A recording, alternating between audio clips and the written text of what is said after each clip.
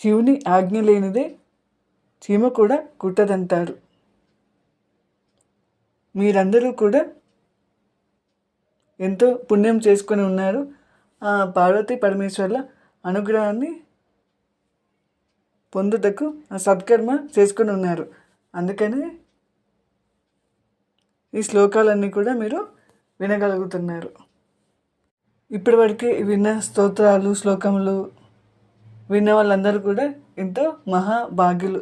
మీకందరికీ కూడా ఆ దైవానుగ్రహము ఎప్పుడు తోడుగా ఉంటుంది. ఆ పరమేశ్వరుని మనము ఏ విధంగా కోరుకోవాలి, ఏమి కోరుకోవాలి అనే అంశాల గురించి శివానంద లహరి స్తోత్రంలో వివరించాను. ఆ లింకును డిస్క్రిప్షన్ బాక్స్లో పెట్టాను. తప్పకుండా ఆ లింకులో చూడండి.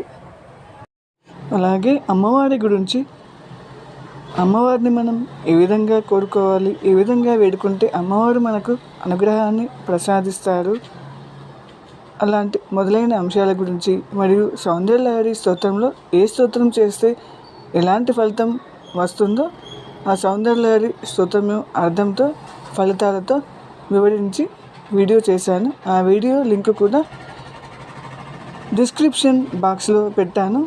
ఆ లింక్ కూడా తప్పకుండా చూడండి. పార్వతీ పరమేశ్వర్ల అనుగ్రహాన్ని పొందండి.